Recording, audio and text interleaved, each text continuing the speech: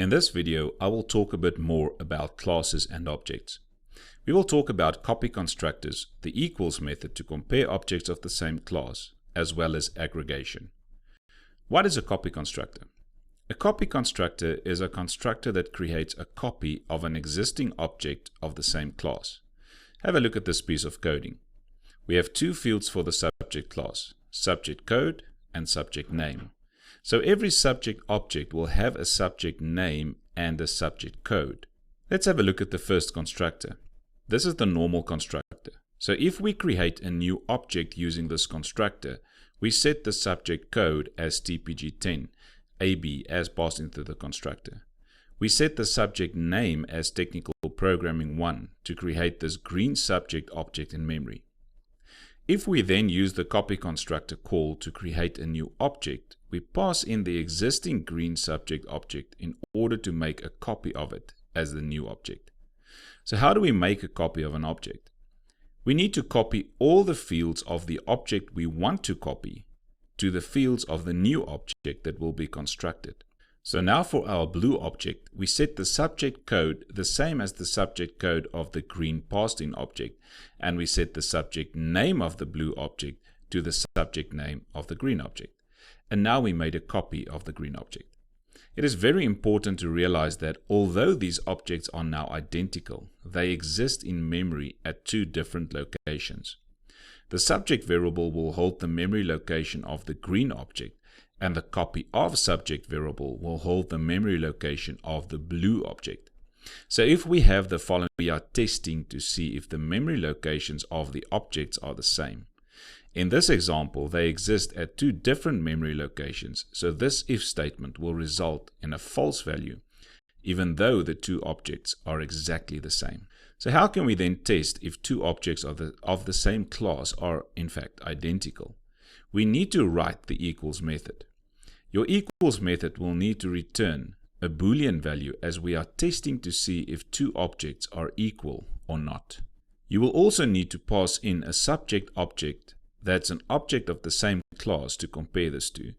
It is very important now to realize that by calling this equals method, we have a subject object that calls the method and a subject object that was passed into the method. Our green object in this statement is the object that calls the equals method, and the blue object is the object that was passed into the method. In order to compare objects to see if they are the same, we need to compare all the fields of the one object with all the fields of the other object. So we will compare the subject code of the green object with the subject code of the blue object. The this keyword here refers to the object that called the method. In this case, it's the green object. Then we also compare the subject name of the green object with the subject name of the blue object. Only when all fields of the green object are equal to all of the fields of the blue object will they be exactly the same, and will the equals method return true. Right, so let's look at these concepts quickly in IntelliJ or in the Java coding. So in this project, you can see that I've got a driver class, which has got my main method. I've got an exam paper class, I've got a student class and a subject class. So we'll get to the exam paper and the subject class, the exam paper and the student class later on. Let's first look at the subject class that we just did. So in the subject class, you can again see that we've got two fields right at the top, and those two fields make up the object. We've got a normal constructor that accepts the subject code and the subject name, and we set the subject code and the subject name to our object's values. So remember here in the constructor that this keyword refers to the object that you're currently constructing. So which means that the one that I'm currently constructing subject code should be the subject code that was passed in, and the one I'm currently creating, that one's subject name will be equal to the one that was passed in. Then if we look at the copy constructor quickly again, the copy constructor is always the same name as the class because it's a constructor. Also no return value, not even void. And then if we go to what it accepts in brackets, it will basically be the same object of the class. So you can see it's the same name as the class, subject, and then you can call your object whatever you want there. In this case, we call it subject again. So now what happens in the copy constructor is that the object that will be made or that's currently being constructed is referred to with the this keyword again. So we're saying the one that you're constructing now, that one's subject code should be the object that was passed in's subject code. And the subject name of the one that you're currently constructing should be the subject name of the object that was passed in. So that's the copy constructor. If we quickly have a look at the equals method again, all equals methods normally, well, most of the time, we return back a Boolean value, either true or false, yes, they're the same, or no, they're not the same. And then we also accept an object of the same class, because that's what the whole idea behind the equals method is, to compare two objects of the same type. So now in this if statement, we basically just say this dot subject name. So remember, with the equals method, there's a calling object and there's an object that was passed in. So if we go to the driver class quickly, you can see that I've created two subjects there. Can you see both of them are exactly the same? So how do we use this equals method? We will say subject1 dot equals subject2. So always there's an object, subject1, that calls the equals method. That's the one with the dot. So it calls the equals method, and then there's an object that was passed in, which is subject2. So if we go back there, the this keyword refers to the one calling the equals method, and then obviously object is the one that was passed in there. So I refer to it by just saying object.subjectName or .subjectCode. So the idea behind the equals method is to compare both fields in the one object with both fields in the other object. So if we look at this quickly, we're saying the calling object's subject name, if it's equal to the object that was passed in's subject name. Now, because subject name and subject name at the top, you can see all of them are strings. Remember that you compare strings with also the string classes equals method. So this equals method here is not referring to our equals method, but it refers to the string class equals method in order to compare two strings. So I'm checking if the calling object's subject name is equal to the one that was passed in subject name. And at the same time, the calling object's subject code is the same as the object that was passed in's subject code. So if both the values are of the one object is the same as both the values of the other object, then we return true, because then they're exactly the same. The else one will be to return false. So remember that you can do this in only one line of coding. I can remove all of that, and I can just say there return, and then add my semicolon there. So whatever this whole Boolean expression returns, I will return as well as the equals method. Okay, and then we've got get the normal getters and setters there. And then one other method that I quickly want to introduce is the toString method. So if you look at this one quickly, in the driver class, we've created two objects there. There's object 1 and object 2, or subject 1 and subject 2. We check if they are the same. They should be the same if we run it now. So let's run it. It should print out they are the same, because they are exactly the same. So you can see they are the same. Now look at this printout at the bottom, this line there. You can see I'm just printing out the object called subject1.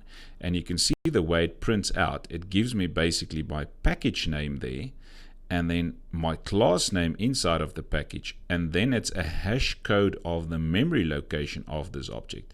So it's actually something that doesn't make sense for the user if printed out at all. So what we need to do is to go back to our subject class and override the default toString method that comes with every class.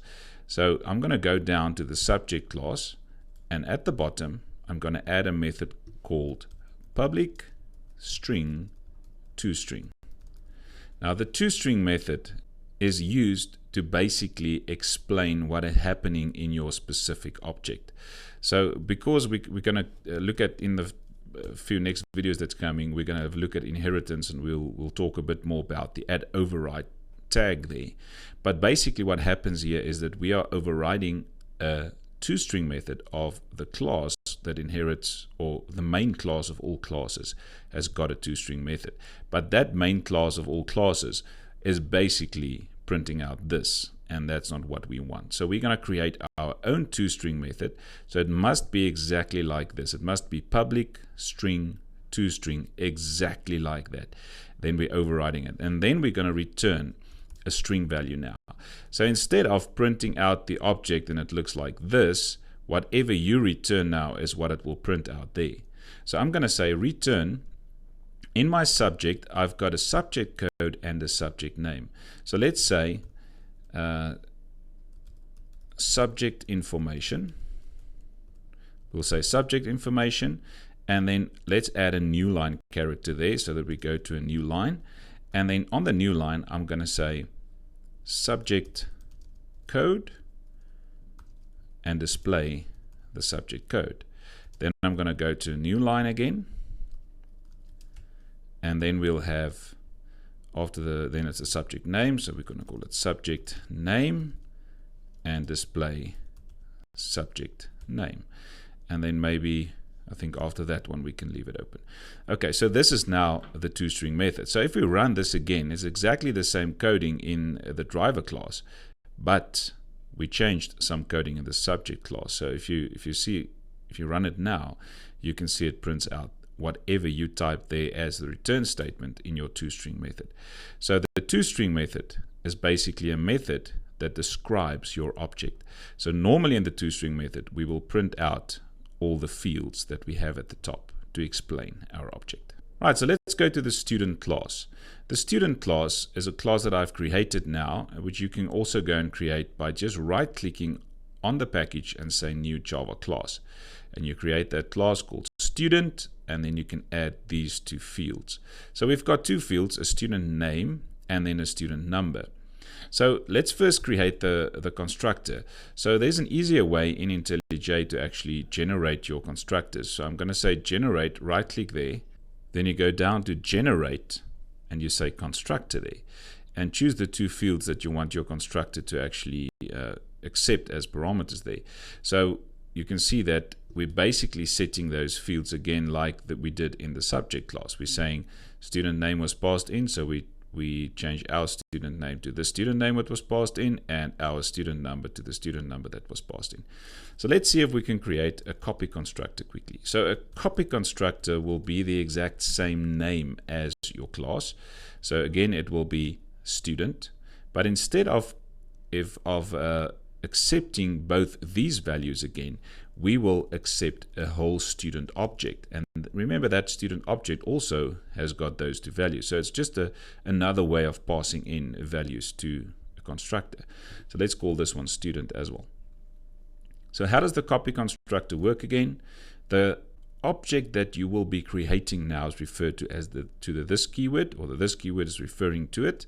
So we're going to say this.student name should be the student object that was passed in's student name, and the object that you're currently creating's student number should be the student that was passed in's student number. So now we're making a copy of the one that was passed in. All right, so after this one, let's quickly create the equals method. So it's going to be public boolean equals. And remember that the equals method returns a boolean, and also it accepts a student object there. So let's just call it object. And then how does the equals method work again? Let's do a simple if statement first. If this is the calling object, dot student number is equal, so we're going to use the, let's just have a look at the student number quickly. You can see the student number is along there. So to compare this one, I'm not going to use an equals method, but the double equal sign. So if this dot student number is object dot student number, which means the calling object's student number, is it equal to the object that was passed in's student number? That's now only testing one, so we need to test student name as well. So we're going to say and this dot student name. Now student name is a string, and you compare strings with the equals method. So if the calling object's student name is equal to the object that was passed in, that one's student name. Okay, so if both of them are the same, then we return true. Otherwise, the else there, we will return false.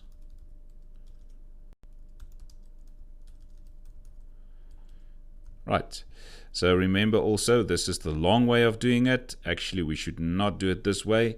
So I'm going to remove that. I'm going to add my semicolon at the end, and I'll just return this part. So that is then returning whatever this Boolean equation or this Boolean expression will return. We will return as well. Then let's just create the getters and the setters quickly. So you can right click and say generate there, and you can say getter and setter and choose your getter and setter for those two, and it creates the getter as well as the setters for us. So there we've got the whole complete class. So the only thing that we still need to do here is actually the toString method. So let's just quickly create the toString method. So it's going to be public string toString.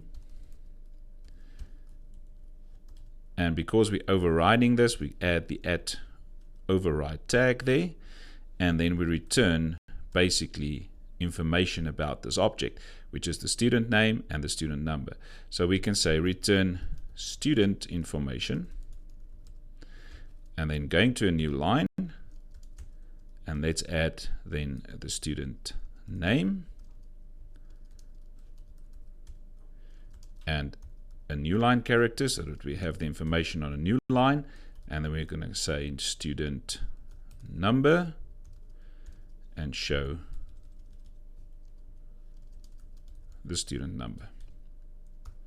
Right, so there's a complete class with the copy constructor, with a normal constructor, with all the getters and the setters, with an equals method and a toString method.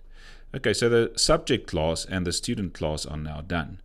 That takes me now to the next part, where we will look at the exam paper class and a concept that we call aggregation in Java. Okay, so what is aggregation? If you look at this class, you can see we've also got 3 fields in this class. But the funny thing here is that 2 of the fields, one is of type student, which is my student class, and one is of type subject, which is my subject class. So aggregation occurs in Java when we've got fields in one class that are in fact objects of another class. That we call aggregation. So now I'm going to create a constructor in this class. So if we create the constructor, it's actually easy to do, to just right click and say generate and create the constructor for you. Now you can see that the constructor or the auto-generated constructor here sets our student to the student that was passed in, sets our subject to the subject that was passed in, and set our marks to the marks that was passed in. So one thing to remember here is that in Java we actually do not set the values directly, but we rather set copies of the values. For example, if I'm passing in a new student object here, then this student will hold the reference. Because remember, what you're passing into a method, if you're working with objects, are actually the memory locations.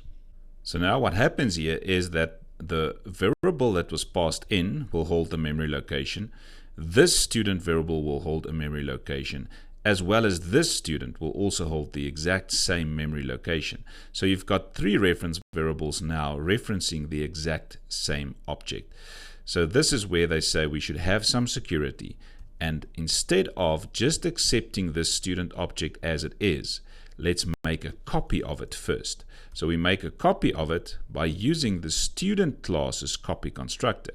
So if you go back to the student class, you'll remember that we did the student copy constructor there. So we're using the copy constructor to first make a copy of the one that was passed in, and then assigning it to our student reference variable. So the same for the subject there. The subject gets passed in, but instead of taking it as it is, let's create an exact copy of that one that was passed in, and then have our subject refer that one. Okay, so it can't be new student, should be new subject. Right, there we go. So the student, our student variable there, should reference the one that was passed in, but a copy of the one that was passed in. And our subject should refer to the subject that was passed in, a copy of it.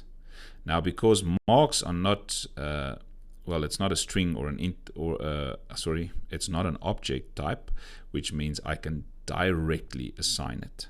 No problems there. Okay, so then let's look at the getters and the setters quickly. So I'm going to create getters and setters there. So there's get student, there's set student, there's get subject, there's set subject, there's get marks, and there's set marks. Okay, so now in this object, when we get a new student, or we get the student of this object, again, we do not want to send back our original student.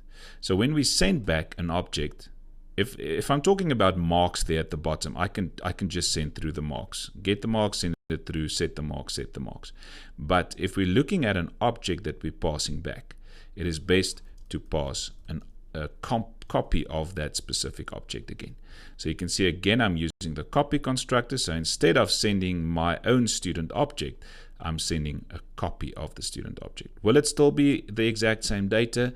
Yes, for sure. If your copy constructor is set up correctly, you'll have a copy of our student object. And then to set the student, the same thing. Instead of setting that value directly, we will set a copy of it, just as we did in the constructor. Same for get subject. Instead of just passing the subject, we will have a copy first and then pass through the memory location to that object or that copied object.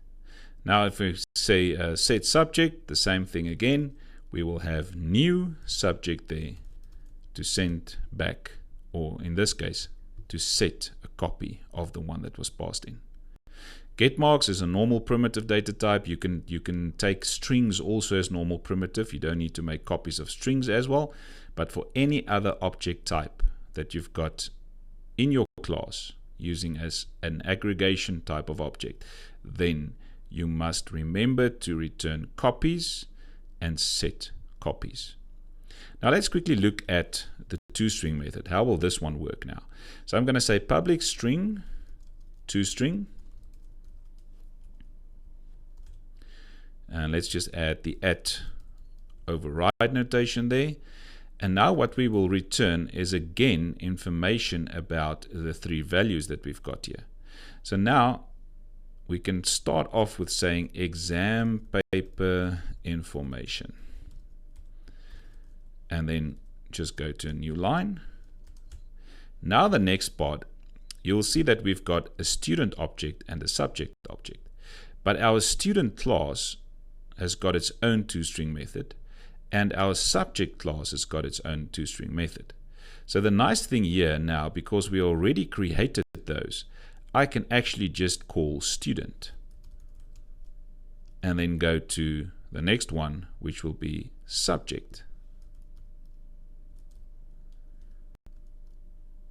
And then I can just add some more information. Let's put a new line there.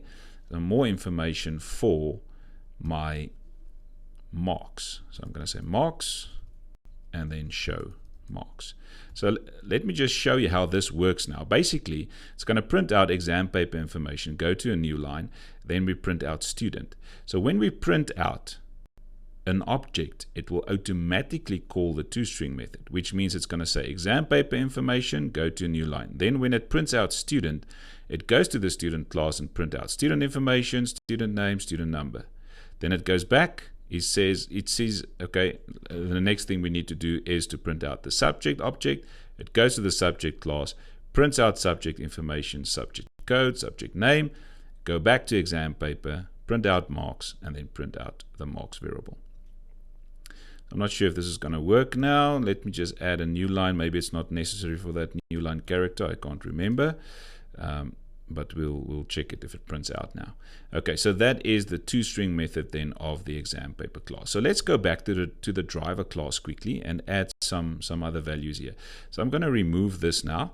So we've got a subject there. Let's create a student quickly. So I'm going to say student equals new student. Maybe we can name the student also student1. And if you look at the student constructor there, it accepts a student name and a student number. So let's say the student name will be Chuck Norris, and then the student number will be well, some sort of number there. I'm just going to type any number there. And now you will see that my exam paper needs a student object as well as a subject object in the constructor. So that's why I need to create these two first before I can create now an exam paper object. So I'm going to say exam paper equals new exam paper. And you'll see that this exam paper accepts now as a student, a subject, and then a mark. So the student first, I'm going to pass in student 1 there. That's the student object. Let's say, look at that one again. First the student, then the subject, then the mark. So let's make sure we do it in that sequence. First the student, then the subject, then the mark. So the student is in, the subject is next, so it's subject 1, and then the mark, let's say, Chuck Norris will always get 100%, so it must be 100. Right, so exam paper equals new exam paper student 1, subject 1 as the second argument, and then the third one is your mark. So there we have created an object that contains fields which are objects in other classes. Okay, so now there's the exam paper object. So if I just say system out print line and I print out this paper object now, I will get a whole lot of information by just running that.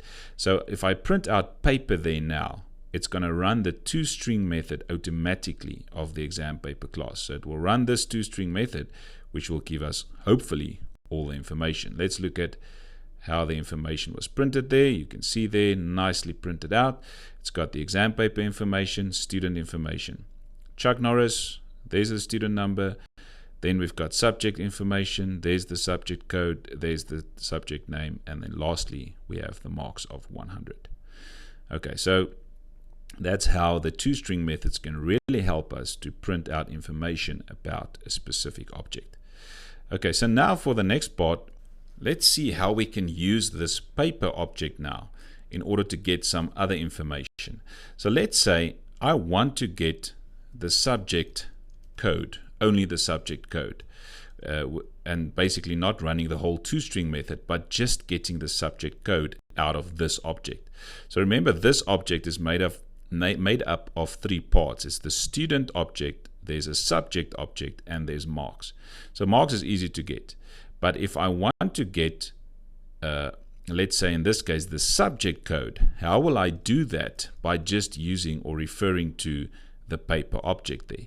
So I need to go to the paper object, and on the paper object there's 3 methods that I can call. There's get marks, get student, and get subject. So the subject code will obviously be part of the subject object. So I'm going to call get subject, which will give me the subject, and then on that object that's now called subject there, on that subject object, there's again methods that I can use. So there's get subject code and get subject name, and the one that I want is subject code. So if we run this now, you can see that I only have printed out the subject code. Now the same thing, we can do exactly the same thing for, let's say, the student number.